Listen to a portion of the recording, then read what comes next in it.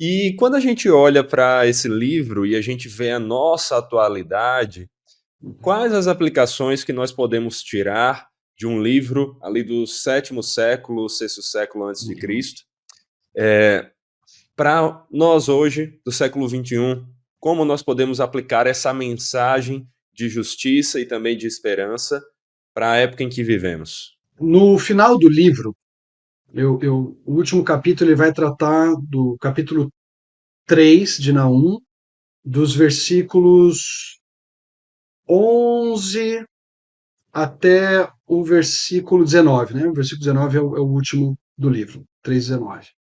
E o 3:19 vai descrever os assírios como um doente terminal. Inclusive, a gente está falando sobre comentários positivos, né? Como é que eu divido os pontos do capítulo 3? Então, eu divido os pontos do capítulo 3 como, né? Especialmente na segunda parte do capítulo desse trecho, eu divido assim: 3 de 15 a 17, gafanhotos fujões. Depois, 3:18, pastores dorminhocos, porque os nobres assírios são descritos como pastores que estão dormindo, em vez de cuidar do rebanho, né, e as ovelhas estão dispersas, que a própria nação assíria. E o último ponto é o doente terminal. Então, eu falo sobre esse poder que passa e sobre esse fim que expõe a fraqueza daquele império supostamente invencível, inconquistável, né? Foi um império que teve o seu poder enfraquecido e foi finalmente derrotado pelos babilônios e medopersas e assim por diante. E aí eu trago uma aplicação mostrando a necessidade de nós reconhecermos as nossas limitações e a nossa pequenez. Porque é fácil também a gente olhar, a gente está falando muito sobre Deus colocando um fim à maldade dos ímpios. Mas esse texto também nos chama a ter uma visão adequada de quem Deus é.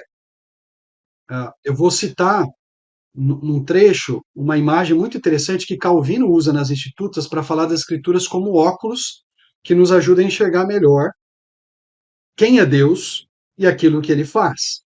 Quando a gente vem para o livro de Naum, a gente entende melhor quem é o nosso Deus. O nosso Deus é um Deus de poder, é um Deus cujas nuvens são a poeira dos seus pés.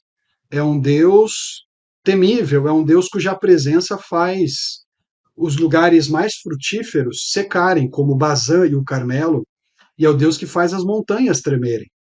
E aí a pergunta é: qual a nossa reação diante de um Deus tão grandioso e poderoso assim? Às vezes as pessoas tratam Deus como se fosse aquele cara lá de cima, como uma antiga apresentadora de programa de criança dizia, né? O cara lá de cima. Deus não é o cara lá de cima. Deus é o grande soberano que merece o meu temor e o seu temor, né? Então, eu faço algumas conexões numa parte do livro aí, dessa questão da grandeza de Deus, com, por exemplo, a reação que Isaías tem lá em Isaías capítulo 6. Quando ele vê Deus sentado num alto e sublime trono, a reação dele é dizer o quê?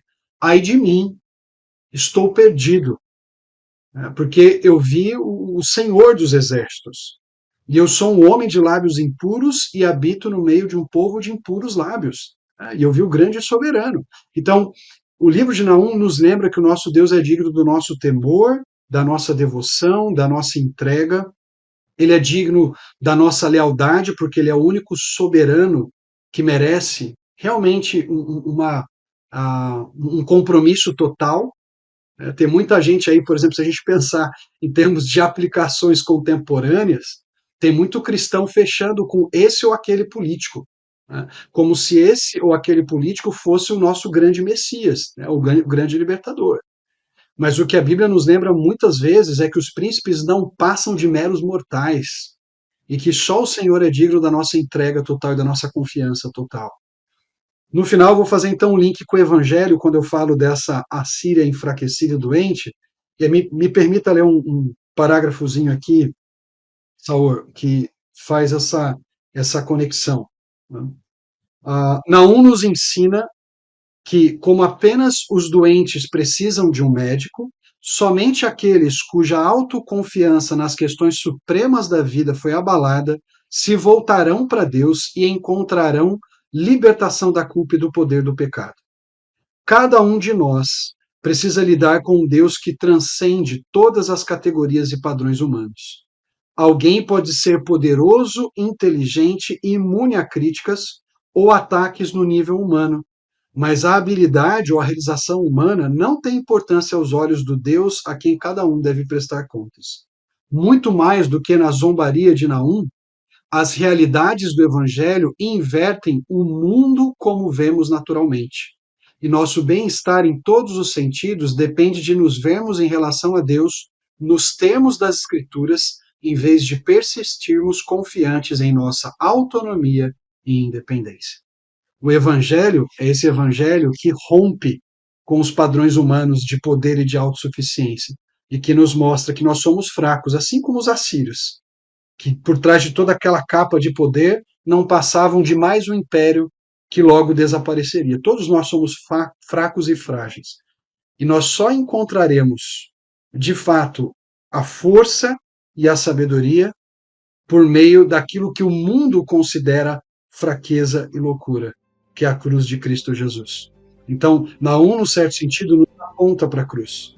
Não é na força humana que está a nossa salvação. A nossa salvação está no ato de loucura e insensatez aos olhos humanos, que é a cruz de Cristo, que na verdade revela para nós o poder de Deus e a sabedoria do nosso grande Rei e Senhor dos quatro cantos do universo, que é o Criador de céus e terra.